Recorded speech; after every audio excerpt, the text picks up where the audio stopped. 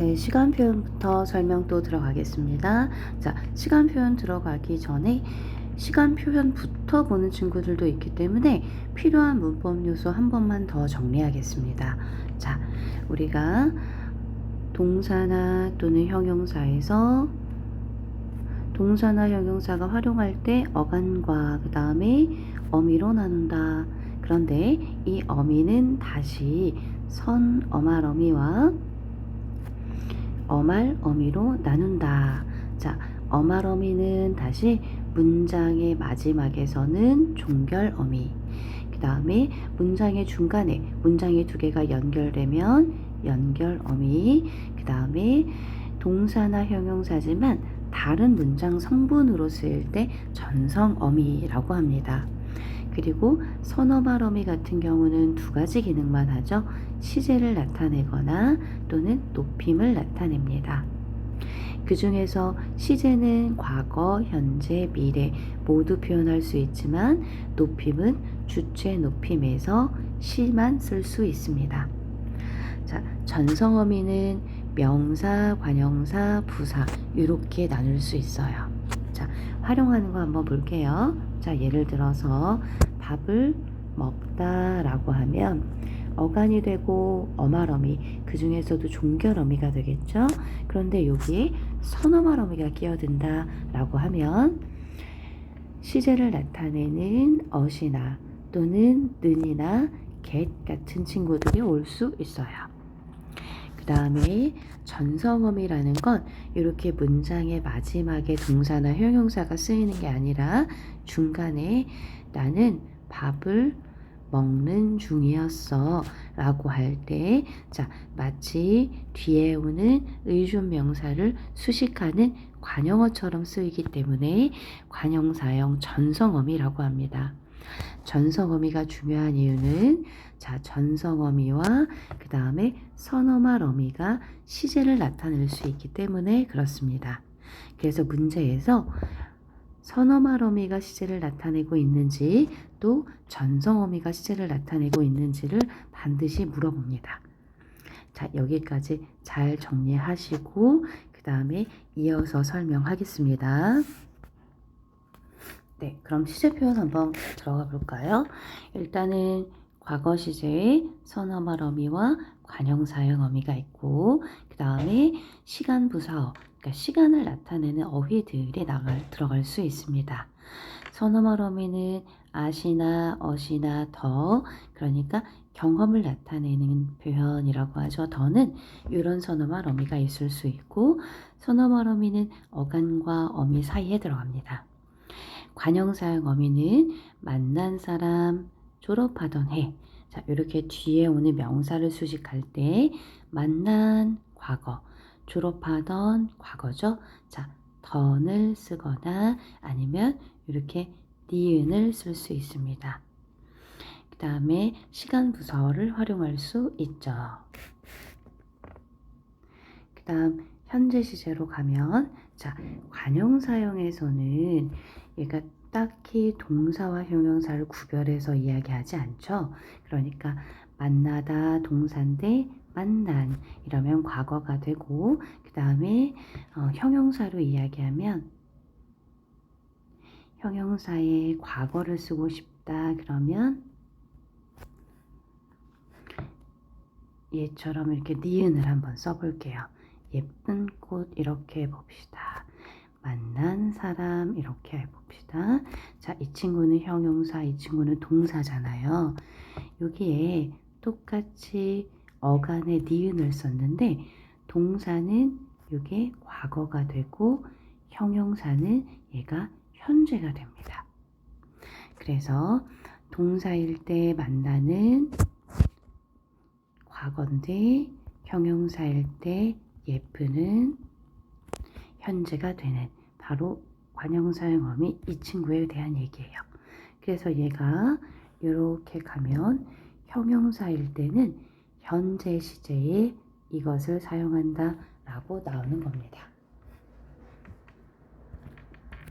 그럼 현재 시제로 가면 동사에는 는 또는 니은을 쓸 수 있고 그 다음에 관형사형 어미는 동사에서 는을 씁니다. 그런데 여기에서 요 는 같은 경우에 동사에서는 쓰이지만 형용사는 쓸 수가 없어요. 형용사는 는을 사용할 수가 없는데, 자, 형용사 같은 경우에 아름답는 쓸 수 없죠. 자, 이건 왜 그러냐면 이렇게 기억하면 좋아요. 형용사 같은 경우는 엄밀하게 말하면 시제 표현하기가 조금 애매합니다.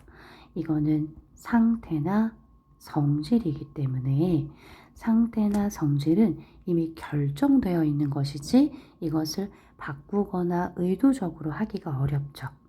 그래서 형용사 같은 경우는 이런 현재형이 불가능한 게 ing라는 시제가 불가능해서 그래요.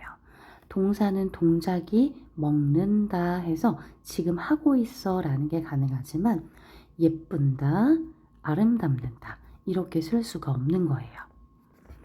그 다음에 형용사와 서술격 조사에서 그러면 현재 시제를 나타낼 때에는 관형사형 어미로 나타낼 수 있습니다.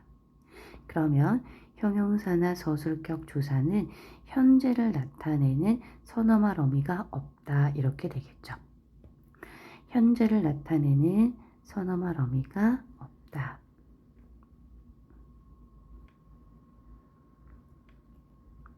그러면 현재를 나타낼 때 어떻게 표현해요? 기본형을 씁니다. 예쁘다. 현재 상태 아름답다. 이렇게 기본형으로 선어말 어미 없이 표현을 합니다.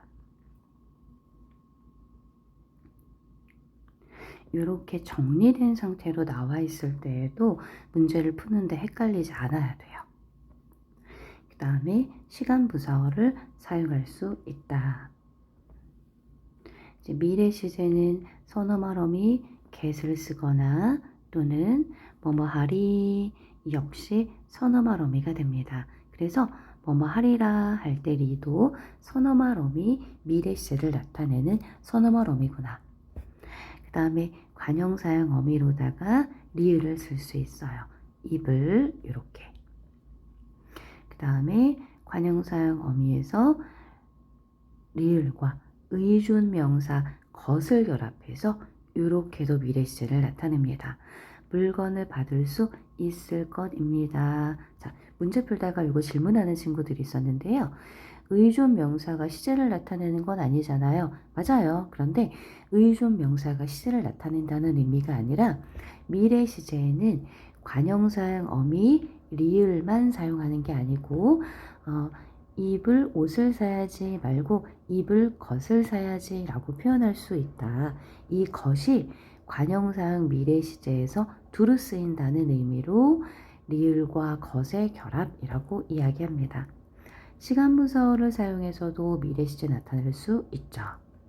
그 다음에 시제 말고 동작상으로 한번 가봅시다. 사실 시간 표현에는 시제와 동작상이 있는데 동작상은 진행과 완료가 있죠. 진행은요. 자, 뭐뭐 하고 있다. 가다. 그래서 말라간다. 먹고 있다. ing를 나타낼 수 있습니다. 완료상은요. 뭐뭐 있다. 그 다음에 뭐뭐 해 버리다 라고 하면 동작이 끝난 겁니다. 나 다 먹어버렸어. 또는 걔 거기 앉아 있는데 라고 이야기합니다. 그런데 이 두 가지 모두의 의미로 쓰는 단어들이 있다고 했죠. 자, 이렇게 상황에 따라서 뭐뭐 하고 있다 같은 경우가 완료상으로도 쓰입니다. 예를 들어서 입고 있다 또는 벗고 있다, 쓰고 있다,